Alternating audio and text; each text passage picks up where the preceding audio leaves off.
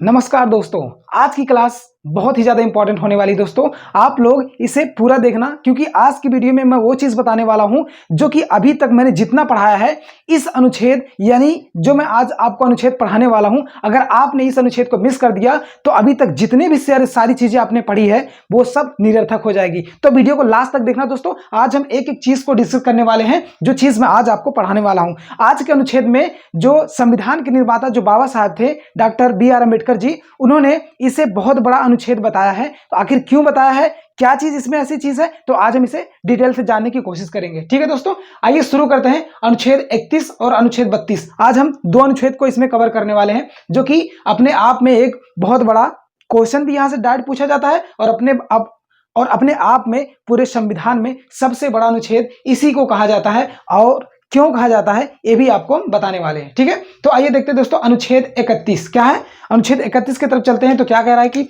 अनुच्छेद 31 दोस्तों, ये हमारा पहले मूल अधिकार था। जब हम याद करिए, हमने जब स्टार्टिंग में बताया था मूल अधिकार, जो चैप्टर अभी तो मूल अधिकार ही चल रहा है, इसके बाद और एक क्लास आएगी। और हम स्टार्टिंग में आपसे बताए थे कि मूल अधिकार में 7 प्रकार की मूल अधिकार हमें दिया गया था, वर्तमान में 6 प्रकार के। तो मैं आपको बता देना चाह रहा हूं कि जो उस समय मूल अधिकार 7 था, जो उसमें से एक मूल अधिकार को हटाया गया था, वो यही मूल अधिकार है दोस्तों। क्या? संपत्ति का अधिकार। क्या दोस्तों?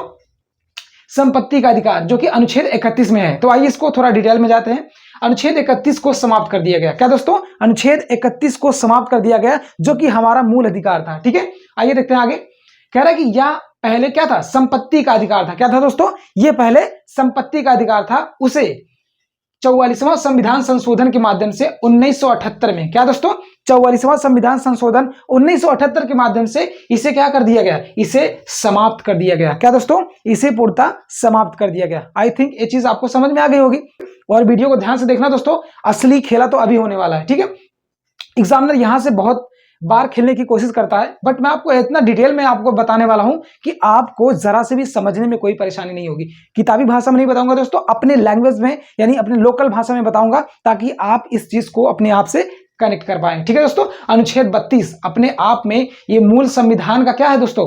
मूल संविधान में इसको क्या कहा जाता है, यानी भारत के संविधान को इसे आत्मा कहा जाता है। क्या दोस्तों? ये स्टेटमेंट आपको बार बार क्वेश्चन देखने को मिला होगा, और पीसीएस के आप पीवाईक्यू को खंगारेंगे तो उसमें अनुच्छेद 32 को कई बार इसको दोहराया गया है प्रश्न के माध्यम से। ठीक है दोस्तों, तो अभी हम इसको देखेंगे आगे कि इसे संविधान की आत्मा किसने कहा है और क्यों कहा है। चलिए आइए देखते हैं दोस्तों। इसमें सबसे पहले नाम आता है किसका? बाबा साहेब भीमराव अम्बेडकर जी का। क्या दोस्तों? हमारे संविधान निर्माता बाबा साहेब भीमराव अम्बेडकर जी ने इस अनुच्छेद को क्या कहा है और इसके बारे में क्या कहा गया है, आइए देखते हैं दोस्तों पूरे डिटेल से। ठीक है, अनुच्छेद 32 को संविधान का सबसे महत्वपूर्ण अनुच्छेद बताया गया है। क्या दोस्तों?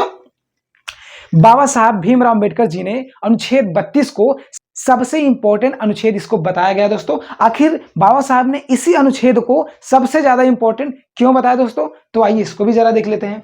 उन्होंने कहा, क्या कहा?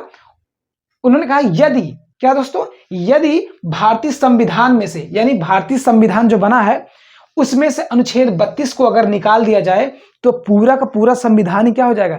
निरर्थक हो जाएगा। मतलब कोई काम का ही नहीं रहेगा। अर्थात होता ना, जैसे कोई चीज मेन इंपॉर्टेंट चीज होती है, अगर उसके बीच से केंद्र को निकाल लिया जाए, जैसे मान लीजिए कोई प्रोटेस्ट हो रहा है, तो प्रोटेस्ट में कोई ना कोई हमेशा एक लीडर होता है उस करने वाला, चाहे वो फैमिली मेंबर हो, उसमें भी एक लीडर होता है घर को चलाने वाला। ठीक है, तो अगर उस मेंबर को ही वहां से हटा दिया जाए तो क्या वो पूरी फैमिली चल पाएगी? जैसे मान लीजिए सपोज दैट हमारे फादर हो गए, फादर के ऊपर पूरा जिम्मेदारी है घर को चलाना, पढ़ाई लिखाई देखना, अगर उन्हें ही बीच से निकाल के अलग कर दिया जाए तो क्या वो फैमिली रन कर पाएगी? पॉसिबल ही नहीं है। जैसे कोई प्रोटेस्ट चल रहा है, कोई भी बड़ा प्रोटेस्ट चल रहा है, अगर उसमें कोई ना कोई एक लीड करने वाला तो जरूर होता है दोस्तों। अगर उस लीड करने वाले को उस प्रोटेस्ट से बाहर निकाल के रख दें तो क्या वो प्रोटेस्ट चल पाएगा? बिल्कुल नहीं चल पाएगा। ठीक है, तो इसी क्रम में बाबा साहब ने अनुच्छेद 32 को बहुत ज्यादा इंपॉर्टेंट बताया है दोस्तों। क्यों बताया है तो आज हम आपको अच्छे से समझाने वाले हैं। तो क्या कहा है उन्होंने, क्यों इसको इतना इंपॉर्टेंट बताया है, आइए इसको आगे समझते हैं। क्या दोस्तों? जो भी हमें मूल अधिकार मिले हैं, क्या दोस्तों? ध्यान से सुनिएगा, बहुत ज्यादा इंपॉर्टेंट मैं आपको बात बताने वाला हूं। ठीक है दोस्तों, जो भी हमें मूल अधिकार मिले हैं या दिए गए हैं, उन्हें दिलवाने में, मतलब मूल अधिकार को व्यक्ति के ऊपर लागू करवाने में, व्यक्ति को दिलवाने में क्या करता है? गारंटी देता है। क्या दोस्तों? गारंटी देता है। जब किसी चीज की आपको गारंटी मिल जाती है, मतलब आप निश्चित हो जाते हैं कि ये चीज अगर गारंटी में है, तो जाहिर सी बात है उसमें कोई भी गारंटी की चीज लेते हैं दोस्तों, तो आप उस पर पूर्णतः एकदम निर्भर रहते हैं। ठीक है, तो क्या कहा आगे, दिलवाने की गारंटी देता है। क्या दोस्तों, कौन देता है? न्यायालय। क्या दोस्तों, क्यों कौन देता है? हमारे मूल अधिकार को हमको दिलवाने की गारंटी कौन देता है? न्यायालय देता है। ठीक है, आपको मैं एक शब्द में बताऊं तो इसमें कहा गया है कि बाबा साहेब भीमराव अंबेडकर जी ने अनुच्छेद 32 को इतना ज्यादा इंपॉर्टेंट इसलिए बताया है दोस्तों, कहते हैं कि अनुच्छेद 32 को अगर संविधान से निकाल दिया जाए तो पूरा पूरा संविधान ही निरर्थक हो जाएगा। क्यों दोस्तों? ये इसलिए उन्होंने कहा है कि जितने भी हमारे सिटीजन्स है, जो कि जितने भी भारतीय नागरिक को मूल अधिकार मिले हैं, अनुच्छेद 32 क्या करता है? अनुच्छेद 32 न्यायालय द्वारा उसे लागू करवाने की गारंटी देता है। क्या दोस्तों? न्यायालय द्वारा हमारे मूल अधिकारों को लागू करवाने की गारंटी देता है। ठीक है दोस्तों, तो अनुच्छेद 32 की तरफ अगर चलते हैं तो अनुच्छेद 32 को एक स्टेटमेंट दिया है। किसने दिया दोस्तों? डॉक्टर बी अम्बेडकर जी ने कहा है कि अनुच्छेद 32 को भारतीय संविधान की क्या कहते हैं? आत्मा कही जाती है। अनुच्छेद 32 को ही भारतीय संविधान की आत्मा कहते हैं दोस्तों। बहुत लोगों को कंफ्यूजिंग रहता है कि जो प्रस्तावना है, क्या बाबा साहब उसको बोले हैं कि भारतीय संविधान की आत्मा है? जी नहीं, भारतीय संविधान की आत्मा अनुच्छेद 32 को बोले हैं। आज मैं क्लियर कर दूं, बहुत लोग इसमें कंफ्यूज होते हैं। जो प्रस्तावना है दोस्तों, उसे बाबा साहब ने एक पवित्र दस्तावेज बोला। क्या दोस्तों?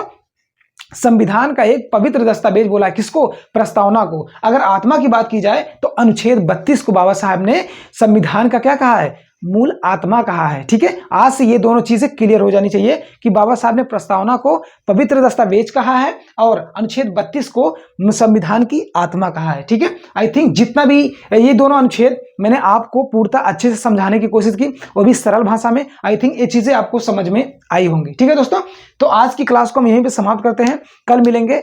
आज हो गया 32 हो गया, तो कल हम बहुत ज्यादा इंपॉर्टेंट पढ़ने वाले हैं अनुच्छेद 33, 34, 35, जो कि अपने आप में डायरेक्ट मूल अधिकार नहीं है, परंतु उसे डायरेक्ट मूल अधिकार ना होते हुए भी उसे मूल अधिकार में शामिल किया गया है। आखिर उसे शामिल क्यों किया गया है, उसमें क्या सारी चीजें हैं, उसको हम कल डिटेल से बताने वाले हैं। ठीक है दोस्तों, तो आज की क्लास को हम यहीं पे समाप्त करते हैं। अगर वीडियो अच्छा लगे तो प्लीज चैनल को लाइक करके चैनल को सब्सक्राइब कर देना और अपना प्यारा सा कमेंट देना ना भूले दोस्तों। ठीक है दोस्तों, कल फिर से तैयार रहना। तो कल हम फिर से मिलेंगे नए सेशन के साथ। तब तक के लिए जय हिंद, वंदे मातरम, जय हिंद क्लास।